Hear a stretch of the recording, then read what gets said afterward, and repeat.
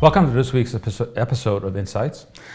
This has been an extraordinary week with the resignation of President Armen Sarkissian. So we're actually having an extraordinary show 2 days ahead of schedule on this topic.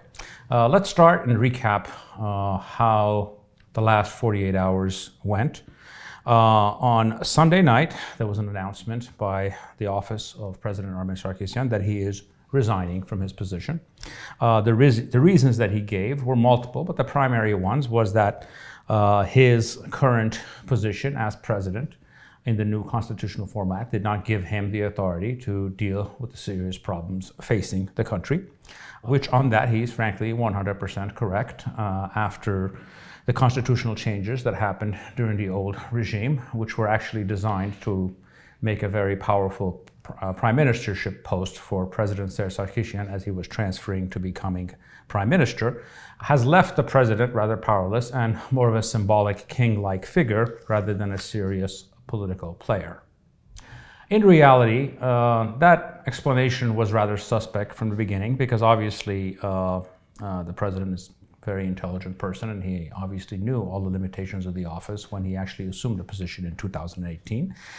And one day later, last night, we sort of got a better glimpse of what the reality of the situation was. There's a bombshell of an article that came out in Het news site, which is a very serious investigative news site in Armenia, about a collaborative effort that they had with this organization called Organized Crime and Corruption Reporting Project, OCCRP.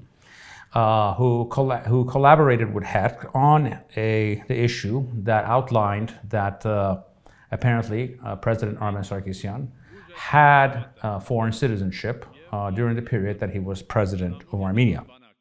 This is important because according to Armenian law, you cannot have foreign citizenship before assuming the office of the presidency for a 5-year period prior to assuming that presidency. The island, or the islands in which the former President Sarkissian is known to have citizenship of is called St. Kitts and Nevis, which is a well-known offshoring site. It's an easy place to essentially buy a passport that allows you to get into most of the world, and it's a great place to hide your money, and it's been used for those purposes and tax dodge for many wealthy people from around the world. There was always been controversy around the president and his foreign citizenship, but it was not about this island. In fact, it was about England. It was always rumored that he was an English citizen. And during the 2018 revolution, actually, there was a famous incident which he actually showed up in a meeting with the person who eventually became Prime Minister, Nikol Pashinyan, would actually prove that he no longer has English citizenship because the rumor was that that's the citizenship that he had. The president's response to these charges when he was approached by Het and the organization that they work with is that he actually did have citizenship with that island, but that he gave it up before becoming president. And the excuse that he had is that he attempted to return the passport and the attorney that he had that was supposed to return the passport passed away, so it never happened. And essentially he found out as a surprise that he still has that citizenship. But the reality of it is that his resignation came immediately after this email exchange. So obviously it's very hard not to notice that this is what probably triggered his resignation. All of this obviously leads to a list of serious questions that we need answers for. One of the most serious ones is during his term as president, he signed perhaps hundreds of laws into place. So the issue is a question of nullification. Does the fact that his presidency was actually illegitimate in the eyes of Armenian law or can be proven to be such, does that open grounds to challenge any legislation that he has signed?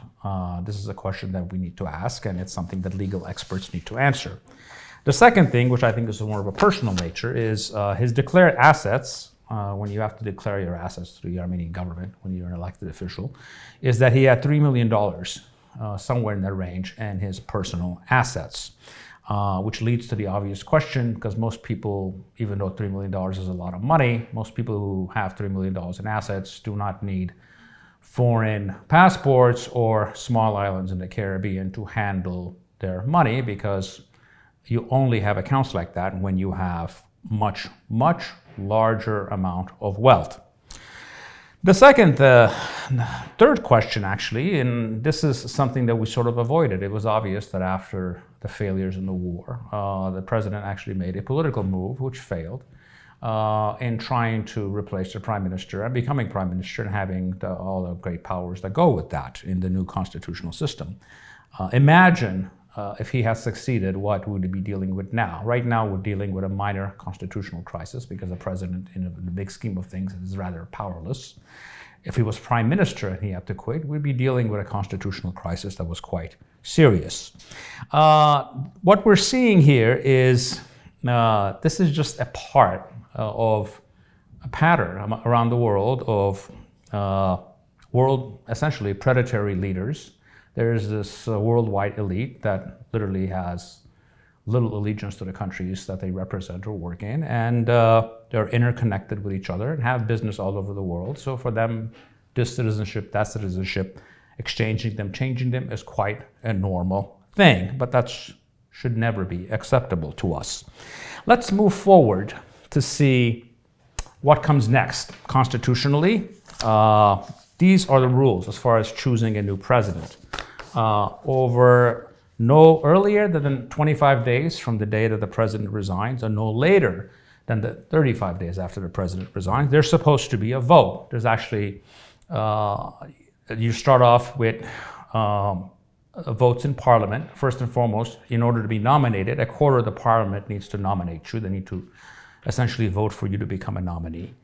And obviously there could be multiple nominees. And the first vote, the person that gets 3/4 of the vote becomes president. And if there's no one that gets 3/4, then there's a vote at 60%. And if no one gets it at 60%, and finally there's a vote at 50%. Given the majorities in the parliament, it is almost certain that the prime minister's bloc will choose someone from their ranks to become the next president. For the time being, the person who assumes the responsibilities of the office of the presidency is the Speaker of the House, Alan Simonian. Yes, the Alan Simonian of the BMW Gate fame. He is the current president until we choose a new one. Moving on to the candidates, there's only been one name that's been bandied about so far, which is Edmond Marokyan, who was the former head of the Bright Armenia Party, who is a reformist figure, obviously from a different party. So it's a rather interesting choice, but he is a decent man, and he's got very good politics. However, I think what we need in this office is someone who has a much broader vision and much greater world experience. The ideal president is someone who has good ties with the diaspora, probably comes out of a business community. And I think if you really want to have an impact, it would be wonderful for us to have a woman as president. I think that would something that will be a great step forward for the country. As we look forward to the choice that essentially the prime minister is going to make and his political team, I think we want to look for a couple of things. The first one is, does he look for the transformative pick, somewhat in the lines that I described, that can actually be beneficial to the country, or does he go to a loyalist, someone who essentially doesn't do much but is no threat to him? And I think that will tell us about how insecure or secure he feels. I think we can all hope that he goes for the person that can actually have a serious impact rather than a yes person in that office that does not contradict him or is not a serious political player. When you look at the Prime Minister's reactions from yesterday, it was quite reserved in what he had to say about the former president. He did not lash out. He said that he was informed of his decision a couple of hours beforehand. However, we should not be naive about this. Politics is a rough game. We should not be shocked if this story was leaked or pushed by people around the Prime Minister's office, given the fact that the president has been somewhat of a thorn on his side. However, that does not necessarily mean this is the case, because the investigative bodies that we're talking about have been chasing similar stories around the world. So there's nothing saying that this was some kind of a political move at the Prime Minister, but we should not be naive in ruling that out in its entirety. In the short run, as far as the politics of this goes, this is almost certainly going to enhance the position of the current Prime Minister, because the president was pretty much the only person left who didn't come out of his camp in the government, in our governmental system. So anything, whoever he replaces Armen Sarkissian with is likely to someone who is bound to be far less problematic for him. And this is going to enhance his position politically at a time where, in all fairness, he has done almost nothing to deserve that. On a final note, obviously, all of this is quite embarrassing and in some ways humiliating for the country to have a president that wasn't a citizen and have these kinds of issues. However, I don't think we should take this on as a burden to the country. I think this is more a reflection of the person who had the office of the presidency. And there is one silver lining, and I think this is a very important silver lining, and this is in our country, it is the press that runs the president out of the country, while in most of our neighboring countries, it is the presidents that run the press out of the country. And if you want to know the biggest division between free people and people who are not free, that one fact is the simplest way in understanding the difference between a free people and a people that are not free. And that we should all be very proud of. Thank you for joining me in this week's edition of Insights. Goodbye to Piccadilly.